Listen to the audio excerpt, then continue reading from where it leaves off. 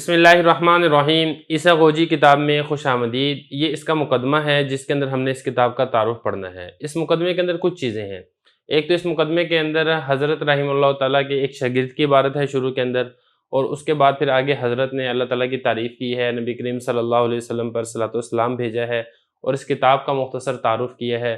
حضرت کے بارے میں کیا معلومات ہیں وہ ساری تفصیل انشاءاللہ اسی مقدمے کے اندر ہی آ جائے گی۔ عبارت آپ دیکھ لیں، اس کے بعد ترجمہ کریں گے اور تشریح کریں گے۔ قال الشیخ الامام العلامۃ افضل العلماء المتاخرین قدوۃ الحکماء الراسخین اثیر الدین الازہری طیب اللہ ثراہ وجعل الجنۃ مثواہ، نحمد اللہ علی توفیقہ ونسألہ ہدایۃ طریقہ والہام الحق بتحقیقہ ونصلی علی سیدنا محمد وآلہ وعترتہ اجمعین۔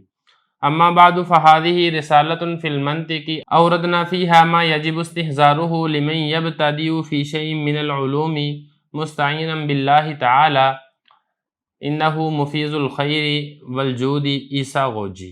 عبارت میں نے آپ کے سامنے پڑھ دی ہے، اب اس کا ترجمہ کر لیتے ہیں۔ شیخ نے فرمایا جو امام ہیں، علامہ ہیں، علماء میں سے افضل ہیں، متاخرین علماء میں سے افضل ہیں، قدوۃ الحکماء الراسخین، راسخ حکماء کے پیشوا ہیں، یعنی اسیر الدین الازہری نے، طیب اللہ ثراہ، اللہ تعالیٰ ان کی قبر کو خوشبودار کرے اور جنت کو ان کا ٹھکانہ بنائے۔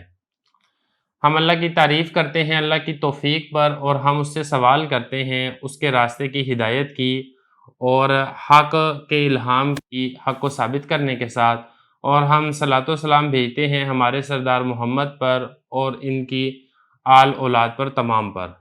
حمد و صلات کے بعد یہ رسالہ ہے منطق میں ہم نے اس میں وارد کیے ہیں یا ہم اس میں لے کر آئے ہیں وہ تمام چیزیں کہ جس کو حاضر کرنا ضروری ہے اس شخص کے لیے جو کوئی ابتدا کرتا ہے علوم میں سے کسی چیز کی، اللہ تعالیٰ سے مدد طلب کرتے ہوئے، بے شک وہی خیر پہنچانے والا ہے اور سخاوت کرنے والا ہے، عیسیٰ غوجی۔ عبارت ہو گئی ہے، ترجمہ ہو گیا ہے، اب چلتے ہیں اس کی تشریح کی طرف۔ دیکھیں اس میں یہاں سے لے کر نا قال الشیخ الامام العلامۃ، یہاں سے لے کے یہاں تک یہ جو عبارت ہے نا، یہ حضرت شیخ کی عبارت نہیں ہے، بلکہ یہ حضرت مصنف رحمہ اللہ تعالیٰ کے کسی شاگرد کی عبارت ہے۔ تو وہ اپنے استاد کی تعریف کرتے ہوئے یہ سارے یہاں پہ تعریفیہ کلمات اس نے ذکر کیے ہیں، کیونکہ اگر حضرت نے خود یہ لکھا ہوتا تو حضرت اپنی تعریف خود نہ کرتے، اپنی حمد خود بیان نہ کرتے۔ اب اس میں دیکھ لیں، پہلا لفظ ہے اس کے اندر شیخ۔ شیخ بزرگ کو کہتے ہیں، چاہے عمر کے اندر زیادہ ہو یا علم، مقام اور مرتبے کے اندر زیادہ ہو، اس کو شیخ کہا جاتا ہے۔ اور امام اس کو کہتے ہیں پیشوا کو، جس کی اتباع کی جاتی ہے اس کو امام کہا جاتا ہے، جس کی رائے کے اوپر اعتماد ہو۔ اور افضل علماء متاخرین، اس کے بعد یہ دیکھیں طیب اللہ ثراہ، ثرا مٹی کو کہا جاتا ہے، اس سے مراد ہے قبر۔ باقی حضرت کا نام ہے یہاں پہ اثیر الدین الازہری۔ حضرت کا اب یہاں پہ تھوڑا سا تعارف سمجھ لیں تاکہ جب آگے ہم کتاب شروع کریں تو آپ کو حضرت کے متعلق معلومات ہونی چاہیے۔ حضرت رحمہ اللہ تعالیٰ کا جو نام ہے وہ نام ہے مفضل۔ اثیر الدین ان کا لقب ہے، مولانا زادہ یہ ان کا عرف ہے، اور والد کا نام عمر ہے۔ ابہر روم کا ایک مقام ہے، آپ اس علاقے کے رہنے والے تھے۔ آپ کو امام فخر الدین رازی رحمہ اللہ تعالیٰ سے شرف تلمذ حاصل ہے۔ حضرت امام فخر الدین رازی رحمہ اللہ تعالیٰ کے شاگرد ہیں۔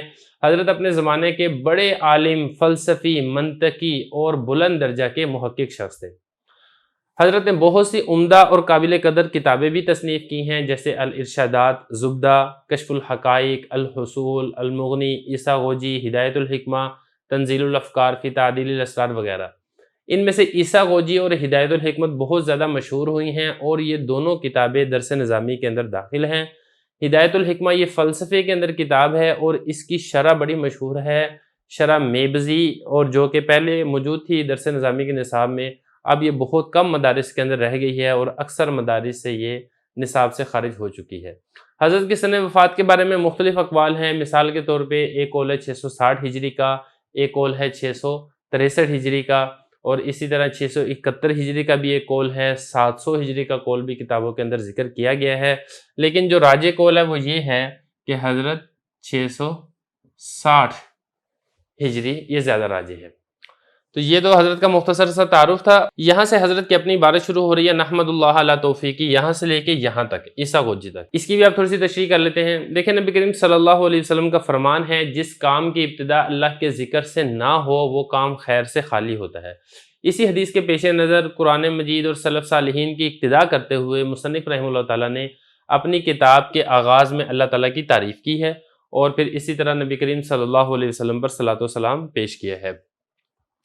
تو یہاں پہ آپ دیکھیں سب سے پہلے حضرت فرمائے نحمد اللہ، پہلا لفظ ہے حمد. حمد کہتے ہیں کسی کی ذاتی خوبیوں پر زبان سے تعریف کرنا، یہ تو ہو گیا حمد.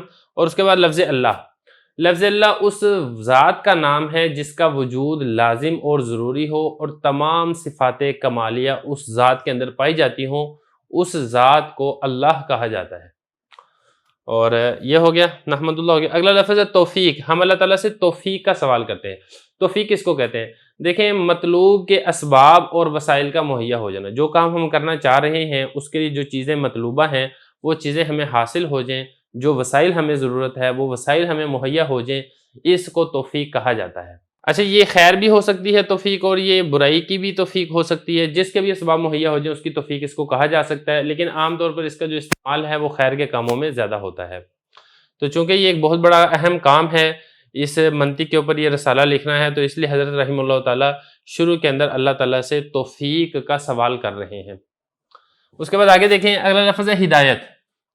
ہدایت بمعنی راستہ دکھلانا، مطلوب و مقصود تک پہنچا دینا. دو معنی اس کے کیے گئے ہیں، ایک ہے ارادۃ الطریق اور دوسرا ہے ایصال المطلوب.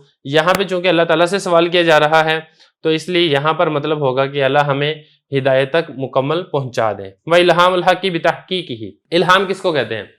دیکھیں دل میں کسی بات کا بلا واسطہ ڈالنا، خواہ وہ بات اچھی ہو خواہ وہ بات بری ہو. لیکن اگر اچھی بات دل کے اندر ڈالی جاتی ہے تو وہ اللہ کی جانب سے ہوتی ہے یا اللہ تعالیٰ کی جانب سے مقرر کردہ فرشتوں کی طرف سے ہوتی ہے، اور اسے الہام کہا جاتا ہے. اور اگر وہ بری بات ہو، برائی والی بات ہو، تو وہ شیطان کی طرف سے ہوتی ہے اور اسے وسوسہ کہا جاتا ہے.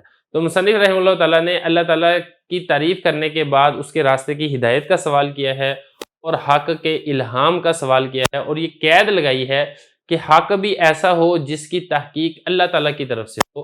اللہ تعالیٰ کی طرف سے تحقیق ہونے کا کیا مطلب ہے؟ مطلب اس کا یہ ہے کہ اللہ تعالیٰ کے نزدیک وہ بات حق ہو. کیونکہ بعض اوقات ایسا ہوتا ہے کہ انسان ایک چیز کو حق سمجھ کے اس کے اوپر عمل کرنا شروع کر دیتا ہے، لیکن اللہ کے نزدیک وہ چیز باطل ہوتی ہے اور حقیقت کے اندر وہ شیطان کا دھوکہ ہوتی ہے. فلاسفہ اور منطقی اور ملحدین لوگ اسی باطل کو حق سمجھنے کی وجہ سے گمراہ ہوئے ہیں. اس کے بعد آگے نبی کریم صلی اللہ علیہ وسلم پر صلاۃ و سلام بھیجا ہے، آپ صلی اللہ علیہ وسلم کی اولاد پر، اور آپ کی اطرت یہ بھی اولاد کو ہی کہا جاتا ہے، اور اسی طریقے سے آپ کے سارے متبعین کے لیے بھی ہدایت کی دعا کی گئی ہے. یہاں سے دیکھیں اما بعد فہذہ رسالۃ فی المنطق. حمد و صلات کے بعد یہ پیچھے پہلے حمد و صلات گزر چکی ہے، آگے حضرت فرما رہے ہیں کہ یہ رسالہ ہے منطق میں. اب یہاں پہ سوال یہ پیدا ہوتا ہے کہ ہادی اس میں اشارہ کا مشار الیہ کیا ہے؟ دیکھیں اس میں اشارہ کا جو مشار الیہ ہے وہ معانی اور خیالات ہیں جو مصنف رحمہ اللہ تعالیٰ کے ذہن کے اندر تھے، اور پھر وہ معانی اور خیالات ہی کی طرف حضرت اشارہ کرتے ہوئے یہ والی بات ارشاد فرما رہے ہیں. اور اس کے بعد اگلا لفظ دیکھیں رسالہ.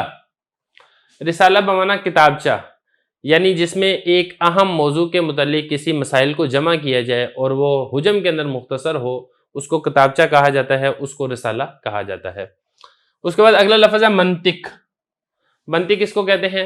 منطق یہ مصدر ہے، اس کا معنی ہوتا ہے بولنا. اصطلاح کے اندر ظاہری کلام اور ذہنی خیالات پر بھی منطق کا لفظ استعمال ہوتا ہے، اس لیے اس علم کو بھی منطق کہتے ہیں، جس کے ذریعے سے ظاہری طور پر بولنا آ جاتا ہے اور فہم و ادراک کے اندر قوت اور پختگی حاصل ہوتی ہے. اس فن کو، اس علم کو علم منطق کہا جاتا ہے. یہ تو تھا اس کا لغوی معنی منطق کا. اب چلتے ہیں اس کے اصطلاحی معنی کی طرف. تو اصطلاحی معنی اس کا یہ وہ قانونی اور فکری آلہ ہے کہ جس کی اگر آپ رعایت کرتے ہیں تو ذہن غلط فکر کرنے سے محفوظ رہتا ہے.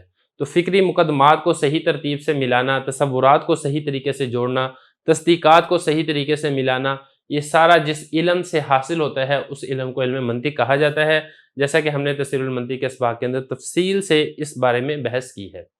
اس کا موضوع کیا ہے؟ اس کا موضوع حجت ہے، اور اسی طریقے سے وہ معلوم تصدیقات اور وہ معلوم تصورات ہیں جن کی مدد سے نامعلوم تصور اور نامعلوم تصدیق کو معلوم کیا جاتا ہے. یہی اس علم کا موضوع ہے.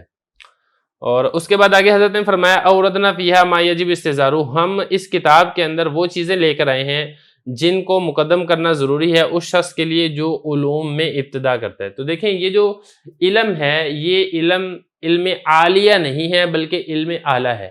اس علم کی مدد سے دیگر علوم حاصل ہوتے ہیں، ان کی حقیقت کی سمجھ پیدا ہوتی ہے، خاص طور پر علوم عقلیہ اور علوم فلسفہ میں مدد ملتی ہے، اس لیے اس علم کو اعلیٰ کہا جاتا ہے، یعنی یہ دوسرے علم سیکھنے کا ذریعہ، سبب اور ایک آلہ ہے۔ تو مصنف رحمہ اللہ تعالیٰ فرما رہے ہیں کہ ہم نے اس رسالے کو اس لیے ذکر کیا ہے کہ جو کوئی علم کے حاصل کرنے کی ابتدا کرنا چاہتا ہے اس کے لیے جن امور سے واقف ہونا ضروری ہے وہ امور ہم اس رسالے کے اندر، اس کتابچے کے اندر لے کر آئے ہیں۔ اس لیے سب سے پہلے آپ یہ کتاب اور رسالہ پڑھیں تو اس سے آپ کو علوم عقلیہ کو سمجھنے میں مدد ملے گی، اور علوم عقلیہ کی مدد سے آپ علوم نقلیہ کو بہتر اور اچھے طریقے سے جان سکیں گے۔ اس کے بعد آگے حضرت فرما رہے ہیں مستعین باللہ، ہم اللہ تعالیٰ سے مدد طلب کرتے ہیں، بے شک اللہ تعالیٰ ہی خیر کا فیضان کرنے والا ہے اور سخاوت کرنے والا ہے، علم عطا کرنے والے کی ذات اللہ تعالیٰ ہی کی ہے۔ آخری لفظ ہے عیسیٰ گوجی، اس لفظ کو بھی سمجھ لیں۔ دیکھیں یہ خبر ہے مبتدا محذوف کی، ہذا عیسیٰ گوجی، کہ یہ جو کتاب ہے یہ عیسیٰ گوجی ہے۔ اب عیسیٰ گوجی کا کیا مطلب ہے اس کو ذرا سمجھ لیں۔ دیکھیں اس کے مختلف معنی کیے گئے ہیں، اصل میں یہ لفظ ہے یونان کا، اور اس کا ایک معنی ہے داخل ہونے کا راستہ، 5 پنکھڑیوں والا پھول، یہ بھی اس کا معنی ہے۔ تو چونکہ اس کتاب کی مدد سے آپ منطق کے اندر داخل ہوتے ہیں، منطق والے علوم آپ حاصل کرتے ہیں، اس لیے اس کو عیسیٰ گوجی کہا جاتا ہے۔ اور بعض رات یہ بھی فرماتے ہیں کہ دیکھیں کل 5 ہیں، 5 قسم کی کلیات ہیں، جنس، نوع، فصل، خاصہ اور عرض عام۔ ان کلیات خمس کو عیسیٰ گوجی کہا جاتا ہے۔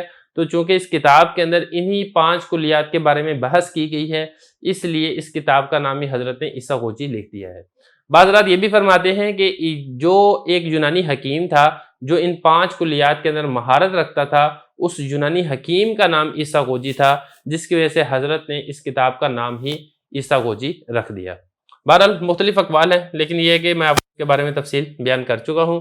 یہ یہاں تک مقدمہ مکمل ہو گیا ہے۔ اس کے بعد ہم انشاءاللہ جو پہلا باب ہے وہ ہم شروع کریں گے اور اس کا پہلا سبق پڑھیں گے۔